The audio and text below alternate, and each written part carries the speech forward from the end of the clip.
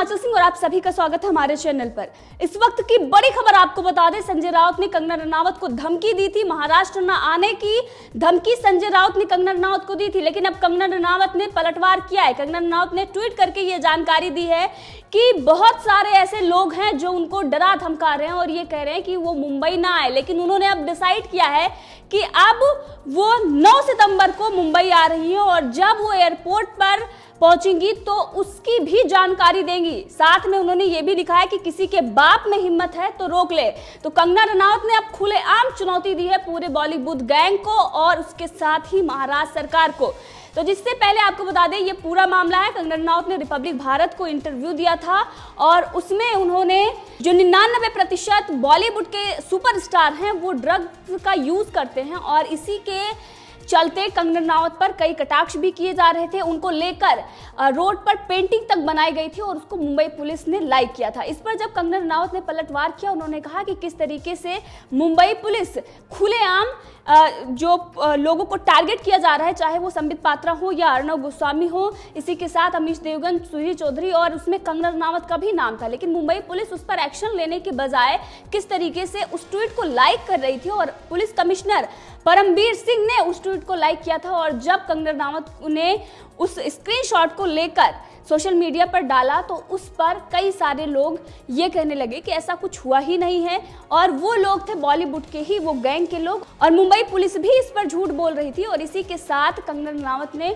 कहा कि ये मुंबई पुलिस से कितना डर लगता है। इससे पहले भी कंगना रनावत ने एक पोस्ट किया था और उसमें उन्होंने लिखा था कि उतना डर उनको बॉलीवुड गैंग से नहीं लगता जितनी मुंबई पुलिस से लगती है। उसके बाद संजय राउत ने इस पर कंगना रनावत को धमकी दी थी और उन्होंने कहा था कि अब अगर आपको महाराष्ट्र में डर लगता है तो आप महाराष्ट्र में मत आइए। तमाम तरीके की चीजें संजय राउत पहले भी बोल चुके हैं जिसकी वजह से उनकी मानसिक स्थिति खराब है, ऐसा लोग ट्रेंड भी कर रहे थे।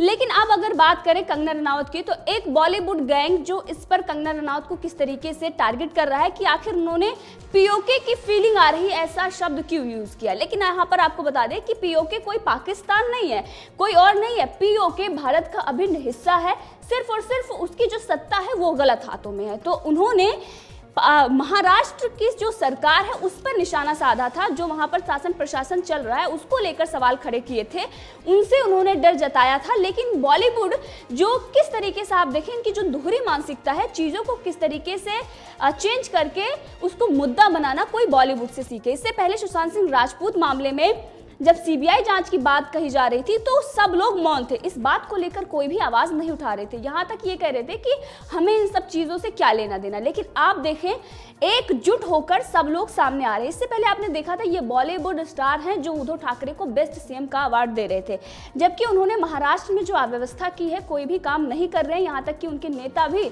उनका साथ छोड़कर जा रहे हैं, विधायक अनशन कर रहे हैं। अव्यवस्था वहां पर इतनी है कि सबसे ज्यादा कोरोना वायरस की संख्या भी वहीं पर है मरीजों की। इसी के साथ अगर देखें तो बड़े बड़े ऐसी घटनाएं हो जाती हैं जिस पर मुंबई पुलिस भी उसमें शामिल होती है और कोई एक्शन भी नहीं लिया जाता है।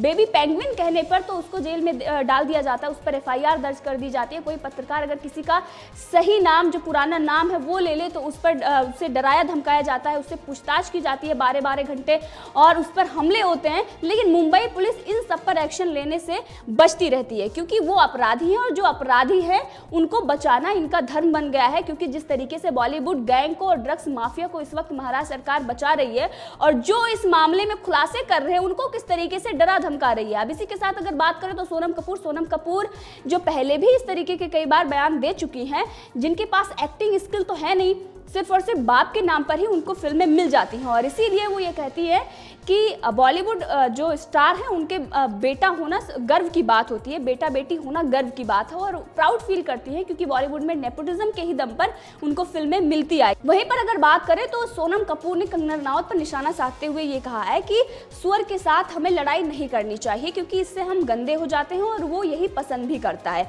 अब जो सोनम कपूर कंगना रनावत के इस पर इस तरीके की टिप्पणी कर रही हैं, अगर वहीं पर देखें तो दाऊद से अनिल कपूर के जो फोटो सामने आ रही हैं आप देख सकते हैं कि किस तरीके से रिश्ते रहे हैं। और सोनम कपूर ये पूरी बॉलीवुड गैंग जो है वो डी कंपनी के इशारे पर चलती है। अब सोनम कपूर और चाहे वो फराह खान हो और तमाम ऐसे जो इस वक्त रितेश देशमुख, सोनू सूद जैसे लोग हैं। सोनू सूद ने काफ़ी काम भी किया है जिसकी हम सराहना भी करते हैं, लेकिन इस वक्त जो वो सलामी की बात कर रहे हैं, आखिर किसको सलामी और कहाँ सलामी करनी पड़ती है ये साफ दिखा रहे हैं कि मातोश्री में जाकर अगर आप सलामी नहीं करेंगे तो आप महाराष्ट्र में रहने के काबिल नहीं है।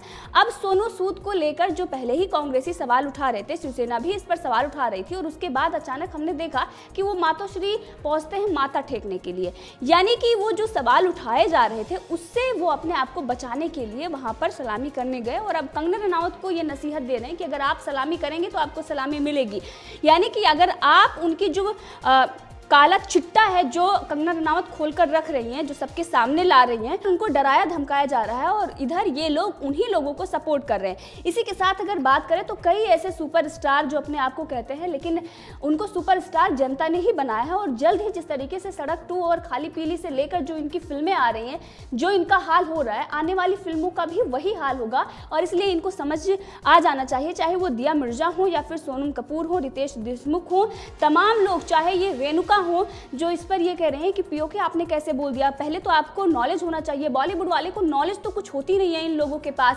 सिर्फ और सिर्फ पाकिस्तान और जो दूसरी कंट्रियां हैं उनके ही इशारे पर ये काम करते हैं। जिस तरीके से बाहर से जो इनकी फंडिंग आती है, आपने देखा किस तरीके से दीपिका पादुकोण को लेकर खुलासा हुआ कि जेएनयू में जाने के लिए उनको फंडिंग कौन कर रहा था। अब ये लोग पीओके को पाकिस्तान समझ रहे हैं, लेकिन पीओके जो है वो भारत का अभिन्न हिस्सा है, और अगर आप ऐसा कर रहे हैं तो आप देशद्रोही हैं, और देश की अखंडता और संप्रभुत्ता के खिलाफ अगर कोई भी एक शब्द उठाता है तो आप ही सवालों के कटघरे में खड़े होते हैं। यहीं पर अगर बात करें तो बीजेपी के लीडर भी इस पर सवाल उठा रहे हैं, जिस तरीके से पूरा बॉलीवुड पीओके को पाकिस्तान बता रहा है, जबकि वो भारत का अभिन्न हिस्सा है। सिर्फ और सिर्फ पाकिस्तान का उस पर अवैध कब्जा है, किस तरीके से लोगों पर जुल्म ढा रही है। और सीधे तौर पर अगर देखें तो महाराष्ट्र में भी वो अव्यवस्था देखने को मिल रही है, और जो सरकार है वो एक गली के गुंडे से भी ज्यादा बदतर जो इस वक्त वो व्यवहार कर रही है वो उसी तरीके से, क्योंकि संजय राउत एक वरिष्ठ नेता है, लेकिन वो लगातार झूठे जो मनगढ़ंत कहानियां हैं, तमाम ऐसे आरोप लोगों पर लगा रहे हैं, जिससे साफ दिखाई देता है कि उनका मानसिक संतुलन तो बिल्कुल भी सही नहीं है। और अगर यहीं पर बात करें तो कंगना रनावत को लेकर जिस तरीके से बात की जा रही है, इसको लेकर अब लोग भी विरोध कर रहे हैं और ये कह रहे हैं कि कंगना रनावत को अगर कुछ भी हुआ तो इसका जिम्मेदार बॉलीवुड गैंग और संजय राउत के साथ साथ पूरी महाराष्ट्र सरकार और पुलिस होगी, क्योंकि रिया चक्रवर्ती को जिस तरीके से प्रोटेक्शन दिया गया, वो ड्रग्स मामले में आप देखें कितना साफ साफ उनका नाम आ गया, उनके घर में रेड भी पड़ी, किस तरीके से उनका भाई, उनका नाम सामने आ रहा है, चैट से सब कुछ खुलासा हो गया कि एक आरोपी है, और किस तरीके से हमने देखा कि अब उनके खिलाफ सबूत भी मिल गए हैं, और बड़े बड़े सबूत। ये दिखाता है कि जो उड़ता पंजाब की बात बॉलीवुड करके एक फिल्म बनाती है, आज उड़ता बॉलीवुड सबके सामने है, लेकिन उसके बावजूद भी ये लोग रिया चक्रवर्ती को प्रोटेक्शन देते हैं। लेकिन कंगना रनावत जब प्रोटेक्शन की बात करती है तो उनको प्रोटेक्शन नहीं दिया जाता, बल्कि उनको डराया और धमकाया जाता है। इससे साफ हो जाता है कि महाराष्ट्र सरकार इस वक्त किसके इशारे पर और किसे बचाने के लिए काम कर रही है। अब जब जनता इसके खिलाफ है तो लोग कंगना रनावत पागल हैं ऐसा ट्रेंड करा रहे हैं। मेंटल हेल्थ की बात करें तो यही बॉलीवुड है जो चिल्ला चिल्ला कर ये कहता है कि मेंटल हेल्थ पे बात होनी चाहिए, लेकिन किसी को इस तरीके से टारगेट करना, किसी को इस तरीके से दबाना और किसी की आवाज़ को बाहर ना आने देना, ये बॉलीवुड की ही रीत रही है। सिर्फ और सिर्फ अपने को आगे बढ़ाने के लिए किसी का भी मर्डर कर देना, किसी का भी मर्डर मिस्ट्री बनी रह जाए, उस पर कभी सीबीआई जांच की मांग ना करना, क्योंकि उसमें आपका हित होता है। अपने आप को बढ़ाने के लिए दूसरे को पीछे धक्का देना, यही बॉलीवुड की रीत रही है, और आज भी ये इनकी जो हिपोक्रेसी है ये सामने आ रही है। आप देख सकते हैं एक तरफ ये एनिमल लवर बनते हैं, सोशल मीडिया पर बहुत सारे पोस्ट करेंगे, लेकिन दूसरी तरफ चिकन मटन से लेकर जब जानवरों को मारकर खाया जाता है तो उसमें हैशटैग तमाम इनके पोस्ट पर जाकर देख लीजिए वो रहता है। इनके डिनर पार्टी से लेकर लंच और ब्रेकफास्ट जो रहते हैं वो सारे उसी में शामिल रहते हैं। लेकिन दूसरी तरफ ये जानवरों से बहुत और बेहद प्यार करते हैं। दूसरी तरफ अगर देखें तो ये मेंटल हेल्थ की बात करेंगे, डिप्रेशन की बात करेंगे, लेकिन लोगों का मजाक भी पागल बनाकर ये पागल है, ये जूझ रही है। दूसरी तरफ अगर देखें भाई आलिया भट्ट से लेकर दीपिका पादुकोण से लेकर तमाम बॉलीवुड के एक्ट्रेस और एक्टर हैं जो डिप्रेशन का राग अलापते रहते हैं। आलिया भट्ट अपनी बहन की स्टोरी लेकर आती हैं और कहती हैं कि वो बहुत ही ज़्यादा डिप्रेशन में थी। आज अगर आप दूसरों का मजाक उड़ा रहे हैं और इस तरीके से ट्रेंड करा रहे हैं, दूसरी तरफ अगर आप बात करते हैं तो इससे ये दिखाई देता है आपको किसी के मेंटल हेल्थ से, किसी के डिप्रेशन से कोई मतलब नहीं है। सिर्फ और सिर्फ आप अपने आप को हीरो बनाने के लिए जनता को बेवकूफ़ बनाने के लिए इस तरीके से कैमरे पर आते हैं और 4 शब्द जो आपको स्क्रिप्ट में दे दिए जाते हैं आपके डायरेक्टर, एक्टर या मम्मी पापा की तरफ से, जो महेश भट्ट जैसे लोग हैं, और वो आप आकर कैमरे के सामने बोल देते हैं। आलिया भट्ट का एक वीडियो भी वायरल हो रहा था जिसमें आलिया भट्ट साफ तौर पर दिखाई दे रही थी। जब उनसे सवाल पूछा जा रहा था कुछ जनरल नॉलेज के बारे में, वो किस तरीके से मीडिया पर भड़क रही थी। आपको इसके राष्ट्रपति का नाम पता है? बहुत ही इजी सवाल वो वहां पर बोल रही थी जो छोटा बच्चा भी बता ले। इससे दिखाई देता है कि उनका आईक्यू लेवल क्या है। उसके बावजूद भी वो अपने आप को सुपरस्टार करते हैं और कंगना रनावत पर सवाल उठाते हैं, सुशांत सिंह राजपूत पर सवाल उठाते हैं। उनका आईक्यू लेवल क्या था? पागल घोषित करने के लिए पूरा बॉलीवुड गिरोह, महाराष्ट्र सरकार, महाराष्ट्र पुलिस और इसके साथ साथ कुछ मीडिया चैनल भी हैं जो लगातार उनके परिवार के बारे में गलत चीजें दिखा रहे हैं। यहाँ तक कि उन्होंने कहा कि सीबीआई ने यह पुख्ता सबूत दे दिया है कि वो आत्महत्या थी, जबकि सीबीआई ने ऐसा कुछ भी नहीं किया। और इसमें साफ उन्होंने कर दिया कि अभी भी कोई भी, हमने किसी भी एंगल से जो जांच हो रही है, अभी जांच चल रही है, ऐसा कुछ नहीं हुआ है। लेकिन कुछ ऐसे तक जैसे चैनल हैं जो इस पर लगातार गलत चीजें दिखा रहे हैं और आरोपी को बचाने की कोशिश कर रहे हैं। इसी पर अगर बात करें तो बीजेपी के नेता कपिल मिश्रा ने भी ट्वीट किया। उन्होंने कहा कि नसीरुद्दीन शाह, आमिर खान ने जब बोला कि इंडिया में डर लगता है तो वो हीरो थे। कंगना ने जब कहा कि मुंबई में डर लग रहा है तो वो विलन हो गई। जो आज कंगना को कह रहे हैं कि मुंबई मत आना, उन्होंने कभी नसीरुद्दीन, आमिर खान को बोला कि इंडिया मत आना। बिल्कुल सही बात इन्होंने यहाँ पर बोली है। नसीरुद्दीन शाह से लेकर आमिर खान ने जब ये कहा कि भारत में रहने लायक नहीं है, तो क्या भारत वालों ने कभी कहा कि आप भारत वापस मत आना? जब टर्की गए आमिर खान तो वहां से उनको वापस नहीं आना चाहिए था, वहीं पर बस जाना चाहिए था, लेकिन वो आए। भारत में अभिव्यक्ति की आज़ादी सिर्फ और सिर्फ बॉलीवुड गिरोह को ही है? क्या अभिव्यक्ति की आज़ादी कुछ खास लोगों की है? क्या कांग्रेस के जो समर्थक हैं, जो वामपंथी दल हैं, उन्हीं को अभिव्यक्ति की आज़ादी है? क्या कंगना रनावत किसी भी सत्ता पर, जो इस वक्त महाराष्ट्र में सत्ता है, उस पर सवाल नहीं उठा सकती? अगर वो उठाती हैं तो उनको इस तरीके से टारगेट किया जाता है। और ये बॉलीवुड वाले जिनको नॉलेज कुछ नहीं होती, जो पीओके की बात कर रहे हैं, आखिर उन्हें पता ही नहीं है कि पीओके है क्या।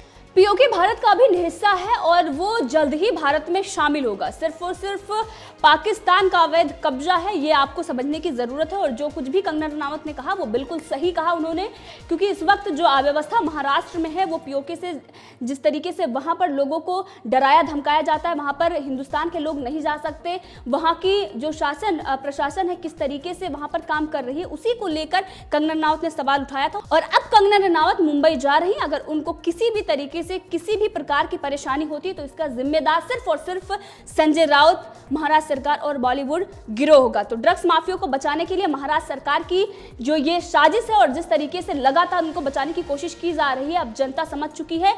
इन बॉलीवुड के लोगों के फिल्मों के साथ साथ संजय राउत और इनकी जो इस वक्त महाराष्ट्र सरकार जो चल रही है, तीनों पार्टियों की गठबंधन की सरकार, इनको भी अगले चुनाव में जनता आईना दिखाएगी।